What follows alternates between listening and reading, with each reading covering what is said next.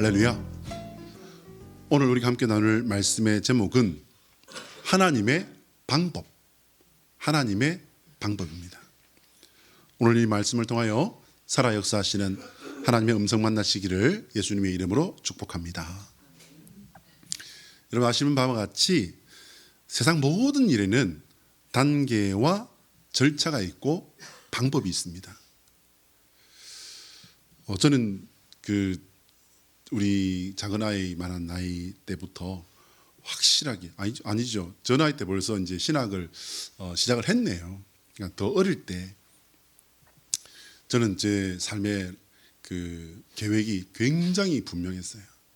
몇 살 때까지는 배를 타고 열심히 돈을 모아서 이제 건물을 매입하고 1층에는 어린이집을 하고 2층에는 태권도 도장을 하고 그렇게 해서 열심히 또 돈을 모으고 목사님을 잘 보필하는 그런 장로님이 되어야지. 저는 장로님까지, 교회에서는 뭐 집사도 안 된 나이에 장로님까지 계획을 짜고 있는 그런 청년이었습니다. 이제 고등학교 1학년 때부터 이제 그 태권도를 했어요. 그래서 처음 도장을 탁 갔더니 빼짝 마른 아주 예민해 보이는 사범님이 탁 나오더니 이제 저희를 맞아서 이제 간원 접수를 하고 그래서 이제 내일부터 나오느라 이제 이렇게 돼서 운동을 하게 되었습니다. 처음 이제 태권 도장을 탁 나가게 되면 뭐부터 배울까요?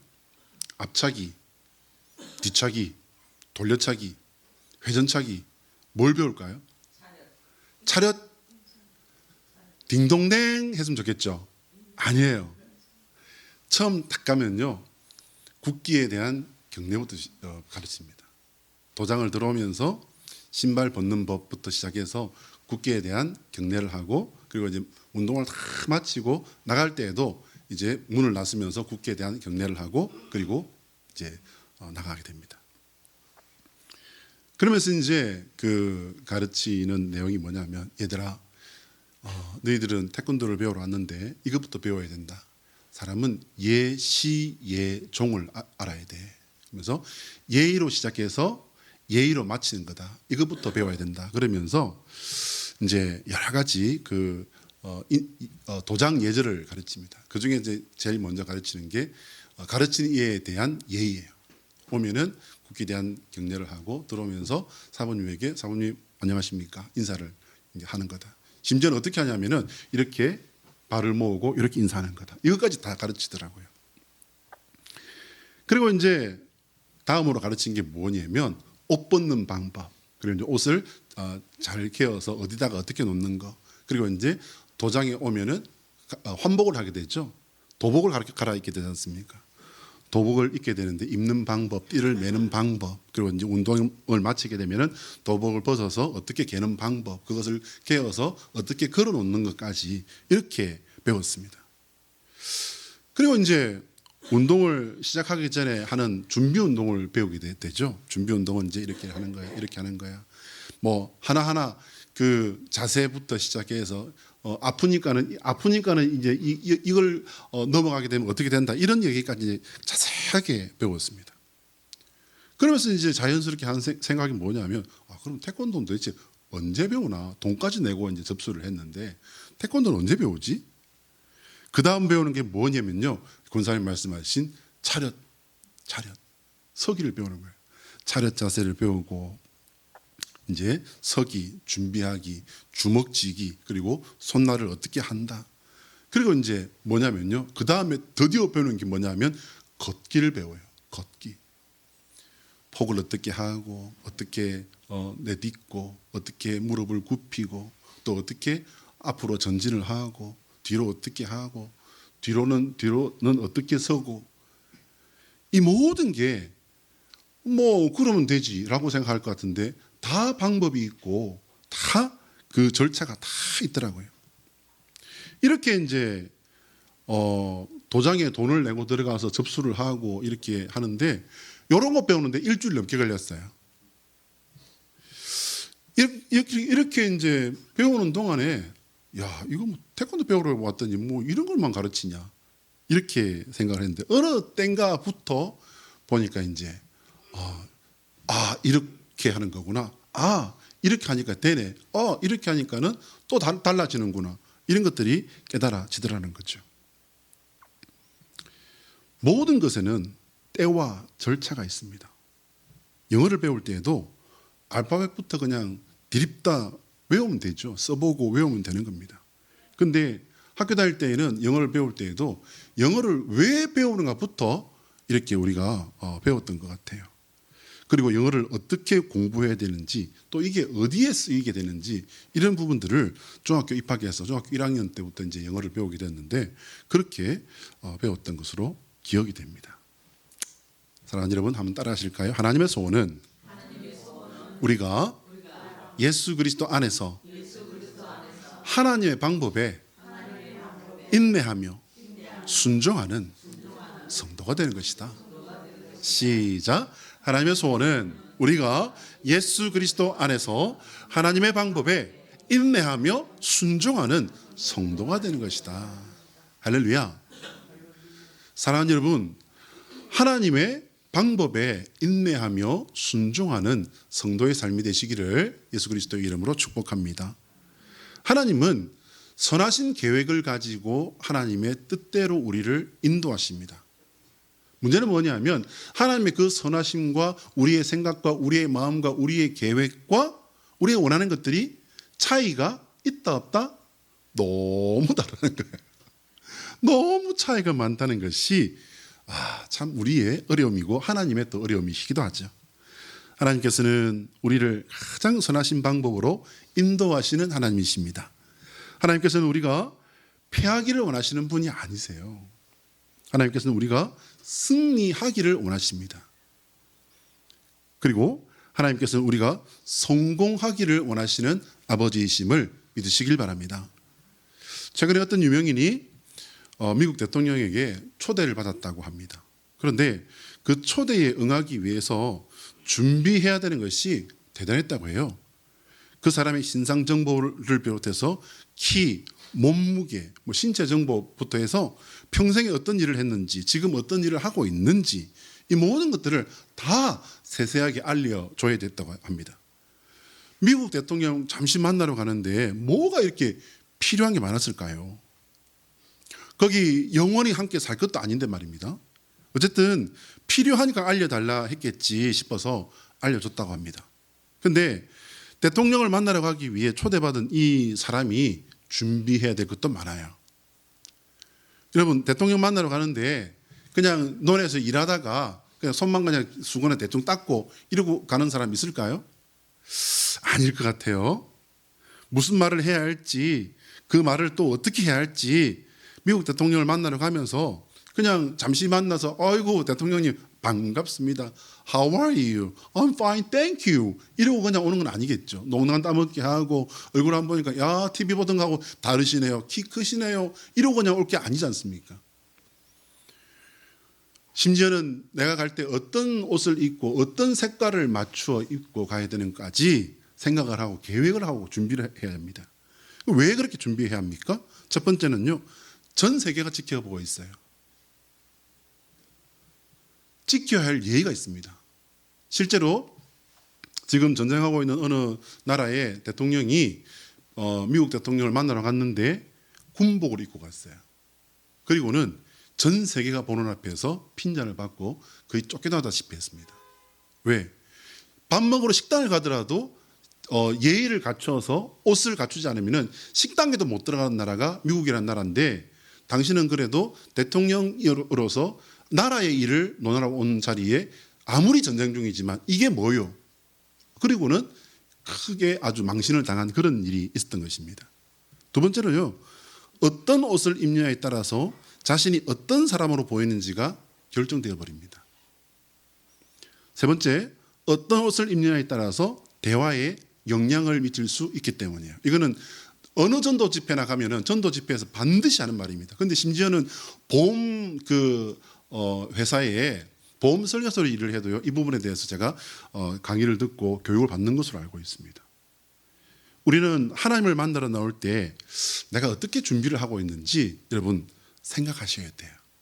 그리고 준비하셔야 합니다. 하나님은 미국 대통령과 비교도 될 수 없는 분이시죠. 아멘이신가요? 미국 대통령 말이 나왔으니까 조금 더 해볼까요? 현재 이 미국 대통령으로 있는 이 도널드 트럼프 대통령은 하나님을 아주 열심히 섬기는 신앙인으로 이렇게 유명합니다. 그 중에서도요, 자녀들에게 재산을 상속받을 조건을 정해놓은 그 이야기는 아주 유명한데요. 그 중에서 대충 알고 있는 것만 제가 좀 정리를 한두 가지 해보면, 첫 번째, 하나님 잘 믿어야 된다는 거예요. 그러니까 하나님 안 믿고 신앙생활 안 하면요, 유산 상속 없다는 거예요. 두 번째요, 술, 담배 절대 안 돼요. 이 대통령으로서 여러 가지 아주 중요한 일도 해야 되고 많은 사람들을 만나야 되는데 유명한 것은 뭐냐면 도널드 트럼프 대통령은 술, 담배 안 하는 것으로 유명합니다. 뿐만 아니라 자녀들에게 마약을 하다가 만약에 들키면, 마약은 절대 금지. 만약에 하나가 했다는 사실이 드러나게 되면 재산 상속 없다. 뭐 재산이 얼마나 되기 때문에 뭐 얼마나 대단한 재산이라고 이렇게까지 그냥 뭐 재산 상속 그러나, 알려지기로는요, 이 트럼프 대통령은 알려진 재산만 73억 달러, 그러니까 우리나라 돈으로 대략 9조 원 정도 된다고 합니다. 그래서 역대 미국 대통령 중에서 제일 부자인 것으로 이렇게 알려져 있죠. 재벌입니다, 재벌. 이렇게 큰 부자임에도 불구하고 그 자신부터가 술, 담배를 하지 않는다는 거예요. 뿐만 아니라 그는 자신부터가 하나님을 믿고 섬기는 일에 전 세계가 알 만큼 아주 확실하게 신앙생활을 하는 것으로 유명합니다. 전 세계 역사를 주도하는 미국 대통령이 믿고 섬기는 그 하나님이 오늘 우리가 예배하고 섬기는 그 하나님이라는 사실을 믿으시기를 바랍니다. 출애굽의 지도자 모세가 섬기는 그 하나님이 오늘 우리가 지금 함께 예배하는 그 하나님이십니다. 하나님께서는 모세가 미디안 광야에서 도망자로 살아갈 때 그에게 오셔서 만나주시고 그를 이스라엘 지도자로 이제 세우셨습니다. 그뿐 아닙니다. 출애굽의 10가지 어떻게 말하면은 이건 아주 끔찍한 일이지 않습니까? 너무나도 어마어마한 그 일들, 그래서 이것은 국가적인 대재앙으로 이제 이렇게 우리가 이해를 해야 되는데, 그 10가지의 재앙과 홍해를 건넜던 그 홍해 도하 사건, 그리고 그 이후에 40년 동안의 그 광야 생활 전체에 하나님께서는 모든 일에 모세를 통해서 직접 역사하셨다라는 사실을 여러분 잊지 마시길 바랍니다. 모세가 지도자로서 이스라엘 백성 앞에서 일을 했지만 실제 이스라엘 백성을 인도한 것이 여호와 하나님이셨다는 것입니다. 사랑하는 여러분, 이 출애굽기를 읽을 때 반드시 내가 마음에 딱 품고 이 전체를 쭉 읽고 나가야 될 한 가지가 있죠. 그게 뭐냐면요, 바로 출애굽의 모든 여정이 그 당시 고대 시대라고 할 수 있을 만큼 수천 년 전에 이스라엘 백성의 역사이긴 하지만 그 역사 전체가 오늘 한 사람의 개인의 역사와 아주 똑같이 이렇게 흘러간다는 사실을 여러분 깨달으시길 바랍니다. 그리고 그 역사가 내 삶에도 똑같은 구조로 이렇게 되어 있다는 사실을 기억하시고 그 출애굽기를 읽을 때 내 삶을 읽어낼 수 있는 저와 여러분 되시기를 예수님의 이름으로 축복합니다. 이제 이스라엘은 더 이상 노예가 아니라 하나님의 약속을 따라 당당한 민족으로 세워집니다. 하나님께서는 지금 광야에서 이스라엘의 국가 시스템을 만들고 계신다라고 이렇게 생각하시면 크게 틀리지 않을 것 같아요. 하나님께서 이스라엘을 이제 국가로 만드시는 단계는요, 이 국가의 3요소를 생각해 보면 우리가 이해하는데 조금 도움이 될 것 같아요. 여러분, 국가의 3요소 잘 아시는 바와 같이 뭐죠? 국민, 주권, 영토 다 아시잖아요, 그죠? 영토, 예, 그래요. 순서가 좀 틀렸어요. 뭐 법대로 하세요, 그냥. 영토, 주권, 국민이지 않습니까? 근데 영토가 어디 있어요? 지금 이 사람들은 방황하고 있는, 유리방황하고 있는 민족인데 영토가 어디 있습니까? 아니요, 여러분. 그들은 지금 어디를 향해 가고 있죠? 가나안을 향해서 가고 있지 않습니까? 주권은요? 주권은 국가의 그 독립과 주체적인 의사를 결정하는 권력이에요. 근데 이것은 뭐냐면요, 하나님의 통치가 그 모든 것들을 꽉 잡고 있다는 사실을 지금 하나님이 가르치고 계신 거예요. 그 가르침을 선포를 통해서 이제 선포하신 다음에 계속 심어주고 그것을 만들어가고 있는 거예요. 국민은요, 여러분, 국민과 백성은 전혀 다른 개념이지 않습니까? 근데 여기서는 이제 국민이라고 하지만은 그 당시에는 백성이었지 않습니까? 통치권에 복종할 의무를 가진 개개인의 전체 집합을 국민이라고 하는데 그 당시에 백성이라고 해도 이것은 틀린 말은 아니겠지요. 하나님께서는 지금 하나님이 다스리시는 신정국가를 만들고 계신 거였어요. 하나님께서 주신 가나안 땅, 하나님께서 다스리시는 법을 지금 딱 정해서 말씀을 하고 계신 겁니다. 그리고 하나님이 다스리심을 받는 백성이라는 사실을 그 이스라엘 백성들에게, 노예 생활을 이제 막 끝내고 정신도 없는 그 사람들에게 이것을 말씀을 하고 계신 거예요.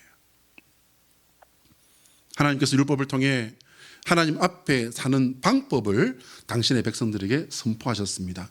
여러분, 그러면 율법의 핵심은 뭐였습니까, 여러분? 우리가 성경을 읽어보면요, 성경이 1600년간에 걸쳐서 수많은 사람, 40여 명의 저자에 의해서 이렇게 기록이 되었지만은 쓰여진 그 구조를 보면요, 정말 놀라울 뿐입니다. 읽으면 읽을수록, 야, 정말 어떻게 이렇게 이게 구조가 이렇게 정말 칼같이 되어 있나 하는 생각을 한두 번 하는 게 아닙니다. 근데 여러분, 하나님께서는 그만큼 아주 주도 면밀하게 하나님이 계획하셨고 그것을 당신의 종들을 통해서 말씀을 주셨다는 사실을 잊지 마시길 바랍니다. 여러분, 율법의 핵심은 뭐죠? 바로 십계명입니다. 자, 십계명 다 외우시는 분, 오른쪽 엄지발가락 3번만 까딱까딱. 여러분, 십계명 다 외우셔야 됩니다. 그럼 최 목사님, 당신은 다 외워요. 그래도 내가 외웠으니까는 여러분한테 이 정도 말씀드리지 않겠습니까? 저는 고등학교 때 다 외웠습니다. 지금은 웃는 거 아니에요.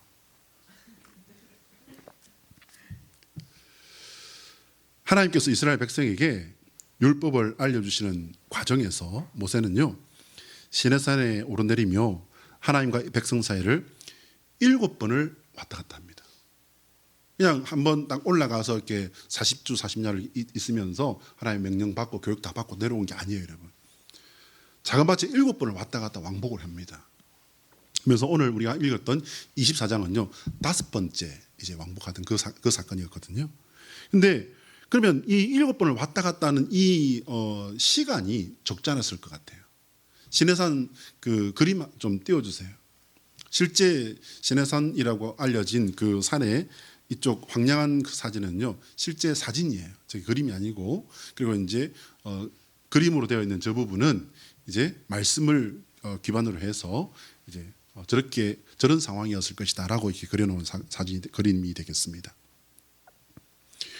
모세가 이렇게 자그마치 7번을 왔다 갔다, 신학자에 따라서는 6번이라 말하는 사람도 있습니다. 근데 어쨌든 6, 7번을 왔다 갔다 하게 되는데 이 기간이요, 여러분, 3개월이에요. 3개월. 아, 3개월 시간 많이 걸렸구나. 근데 이때 여러분, 중보자의 역할을 하는 이 모세의 그 체력 하나만 보더라도 대단했지 않습니까, 여러분? 여러분, 저 산을 6번을 오르내린다? 7번을 오르내린다? 오, 대단한 일이었을 것 같아요.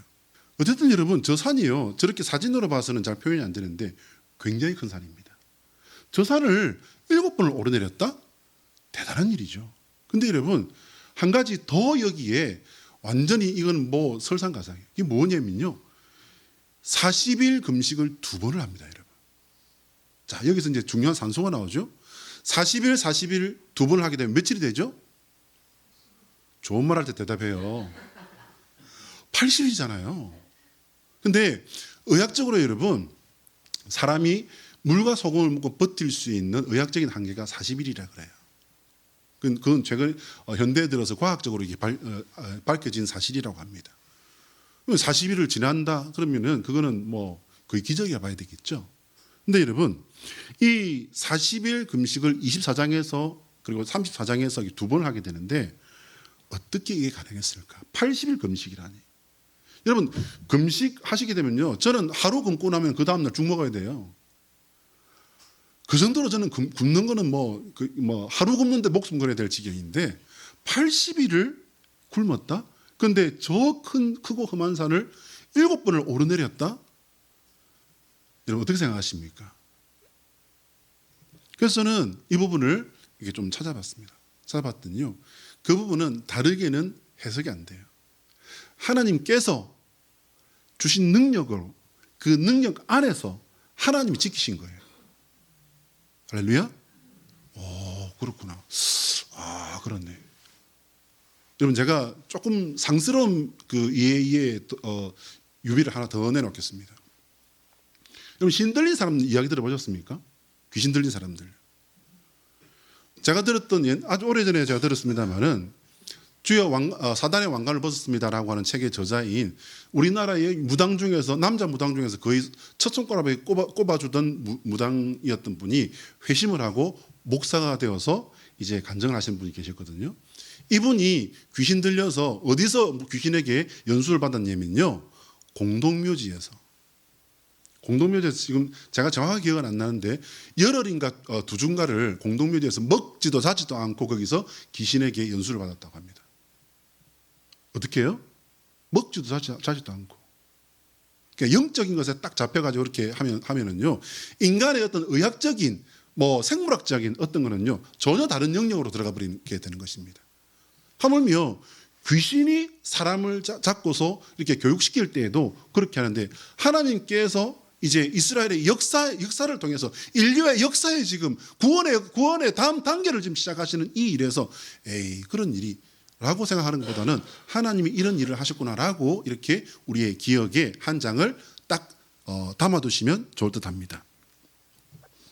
모세는 하나님의 능력으로 그 40일, 80일의 금식을 해버립니다. 근데 문제는 뭐냐면요, 이스라엘 백성이었어요. 3개월 동안, 여러분 저 그림 보시기 바랍니다. 저 산에서 보통 사람이 저기에 들어갔다 살겠습니까? 저런 일이, 여러분 저거는요 그냥 상상도가 아니라 오늘 본문을 읽어보시면 본문에 나와 있습니다. 불이, 그리고 낮에는 구름이. 그럼 뭐죠 여러분? 딱 생각나는 게 있지 않습니까? 쉐키나잖아요. 쉐카이나 영광이지 않습니까? 하나님의 영광이 이렇게 밤에는 불러서, 그리고 낮에는 구름 기둥으로서 임재하시면서 난리가 나버렸는데 거기서 3개월을 있었어요. 여러분 모세가 그 산에 올라갈 때 도시락 챙겨갔어요? 안 챙겨갔어요? 못 보셨구나. 빈 걸로 갔습니다. 빈손으로.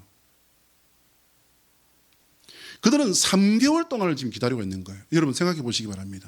보기만 해도 숨이 턱턱 막히는 이 거대한 돌산에서 지금 저렇게 그냥 아주 불이야 구름이야 난리가 났는데, 하나님의 영광이 임재하시면서 밤이고 낮이고 이해할 수 없는 빛과 구름으로 이렇게 가득하단 말이에요. 그런데 그런 곳에 지금 자신들을 이끌던 지도자는요, 도시락도 준비하지 않고 거기 가서 죽었는지 살았는지 알 수조차 없어요.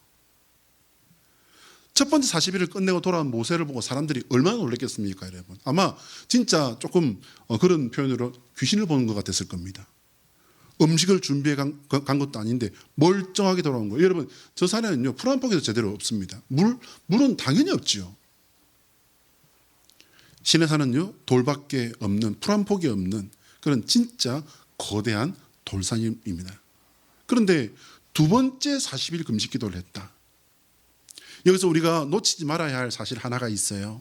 그것은 뭐냐면요, 하나님께서 시내산에 임재하신 모습을 모세와 함께 갔던 지도자들이 함께 봤다는 거예요. 그게 어디 기록되어 있냐면은 오늘 우리가 읽었던 본문 24장 9절로 11절 바로 앞, 그러니까 본문 바로 앞이에요. 70인의 장로가 하나님 앞에 식사했다는 기록이 있습니다. 읽어요. 시작. 모세와 아론과 나답과 아비우와 이스라엘 장로 70인이 올라가서 이스라엘의 하나님을 보니 그의 발 아래에는 청옥을 편듯하고 하늘같이 청명하더라. 하나님이 이스라엘 자손들의 존귀한 자들에게 손을 대지 아니하셨고 그들은 하나님을 뵙고 먹고 마셨더라. 할렐루야. 자 여러분, 이것은요 하나님께서 그들에게 당신을 드러내신 사건이에요. 인간은요 하나님의 거룩하심 앞에 절대로 견딜 수가 없어요. 여러분 오늘 제가 말씀드리는 이 부분을 마음에 이렇게 담아두시고 성경 말씀 읽을 때마다 이 부분을 가지고서 생각하셔야 됩니다. 왜냐하면 하나님께서 중요한 말씀으로 우리에게 주신 부분이기 때문이에요. 하나님께서 당신을 사람들이 볼 수 있을 만큼 이렇게 낮춰주신 사건이 바로 오늘 이 본문의 말씀이에요. 모세와 아론과 나답과 아비후와 이스라엘 장로 70인이 올라가서, 이 올라갔다는 건 뭐냐면 모세와 그 여호수아가 올라갔던 부분까지가 아니에요, 여러분. 이제 경계 부분까지를 말하는 것입니다. 올라가서 이스라엘의 하나님을 보니 그의 발 아래에는 청옥을 편듯하고 하늘같이 청명하더라. 하나님이 이스라엘 자손들의 존귀한 자들에게 손을 대지 아니하셨고라는 거예요. 여러분, 손을 대지 아니하셨고라는 이 부분에 여러분 딱 따옴표를 쳐주셔야 됩니다. 그들은 하나님을 뵙고 묵고 마셨더라. 하나님을 뵌 이게 뭐가 그렇게 대단한가? 모세도 하나님께서 지나가신 그 뒷모습을 뵌 적도 있는데 뭐가 그렇게 대단한가? 여러분, 출애굽기 33장 20절에 어떤 말씀이 있습니까? 사람이 나를 보고 살 자가 없음이라. 여러분, 이 부분에 큰 따옴표가 혹시 뜨지 않습니까? 저는 이 부분이 처음 읽었을 때부터 따옴표가 둥둥 떠다녔어요. 왜 그럴까? 그리고 이제 그에 대한 설명도 드렸습니다. 사람은 죄악된 존재이고 하나님은 절대 거룩한 순결한 존재이기 때문에 그렇다라고 하는 그 설명을 들었는데 이게 확실하게 이게 풀리질 않는 거예요. 이것은요, 사람의 눈으로는 하나님의 그 본질이라고 하는 에센스는요, 보게 되는 순간 그냥 죽는 거예요. 그 부분을 여러분 제가 지금 설명하려고 합니다. 오늘 지금 이 70인의 지도자들은요, 하나님께서 완전히 다운하셔서 다운그레이드 버전으로 보여주신 거예요. 그러니까 사람이 감당할 수 있을 만큼 다운시키셔가지고서 그것을 신학적으로는 어떻게 말합니까, 여러분? 비하라고 하죠. 비하시켜서 그 사람들의 눈앞에 나타내 보여주신 거예요. 이것은 하나님의 굉장히 중요한 목적을 가지고서 행하신 일이라는 사실을 여러분 잊지 마십시오. 하나님께서 낮춰주신 겁니다.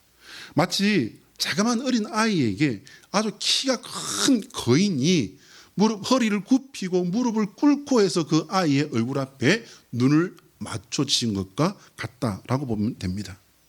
여기서 한 가지 더 비유를 들어봅니다. 우리가 여러분 태양을 맨눈으로 볼 수 있어요, 없어요?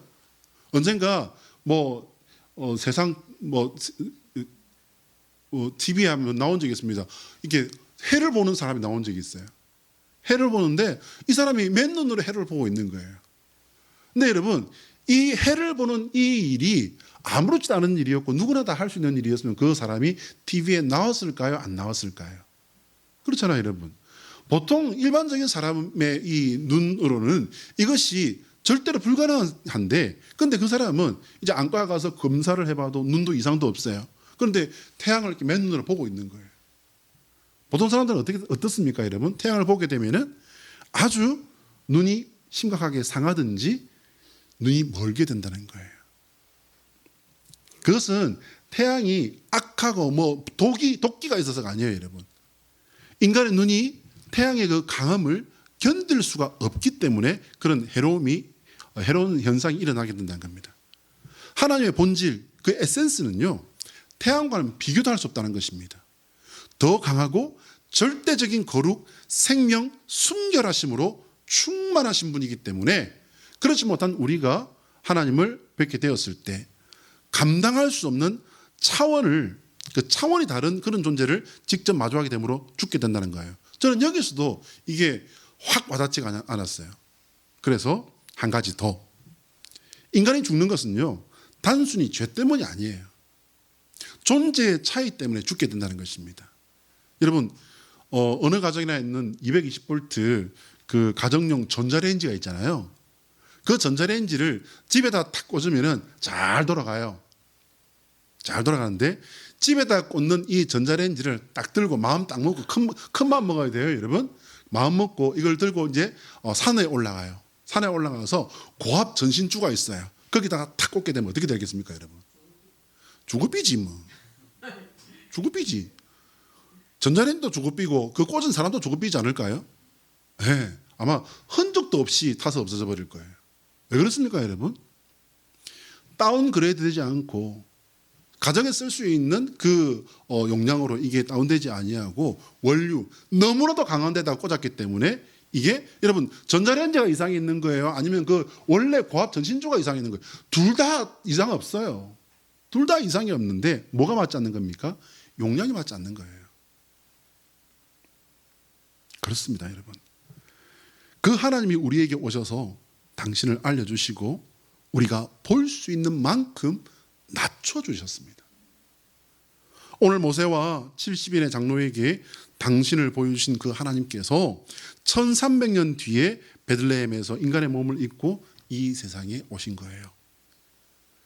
그 예수님께서 낮아지고 더 낮아져서 십자가에까지 올라가신 것입니다. 할렐루야. 자, 한번 따라합니다. 예수 그리스도의 십자가는 하나님께서 준비하신 최고의 방법이다. 시작. 예수 그리스도의 십자가는 하나님께서 준비하신 최고의 방법이다. 할렐루야. 사람들은 제자들까지도 다 도망가 버렸잖아요. 사람들은 비아냥거리고 손가락질하고 조롱했습니다. 끝났다고.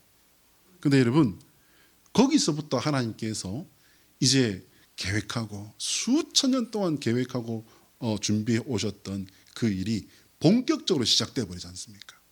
할렐루야. 그럼 하나님께서는 왜 정말 지지리도 말 안 듣는 저 이스라엘 백성을 저렇게도 열심히 준비를 시키셨을까요? 여러분, 사랑하시기 때문입니다. 사랑하셨기 때문입니다. 우리는 그러면 뭐 연전연승하고 하나님께 좋은 결과들로만 주님 영광 받아 주시옵소서. 하나님 정말 영화롭게 해드리고 영광만 나타내었습니까? 정말 못나고 모순 투성이 뿐이며 입술이면 입술, 마음이면 마음, 생각이면 생각, 정말 하나님 앞에 드러내놓을 수조차 없는 우리를 하나님께서 왜 참으십니까? 사랑하시기 때문입니다. 하나님 아버지께서는 우리를 사랑하시기 때문에 우리를 살리기 위해 최선을 다하신 것입니다. 하나님께서는 당신의 모습을 우리가 볼 수 있게 낮춰서 보여주셨습니다. 하나님께서는 십자가에까지 낮아지셔서 생명길까지 열어주셨습니다. 이제 우리가 믿음으로 응답해야 됩니다. 세상 사람들이 말하는 것처럼 하나님은 눈에 보이지 않는다라는 말을 이제 더 이상 하시면 안 돼요. 왜냐하면 하나님께서는 분명히 보여주셨기 때문입니다. 하나님께서 낮춰주신 것처럼 이제 우리도 낮아져서 내가 받은 그 사랑을 흘려보내는 이 명절의 모든 시간 되시기를, 이후에 모든 삶 되시기를 예수 그리스도의 이름으로 축복합니다. 기도하겠습니다.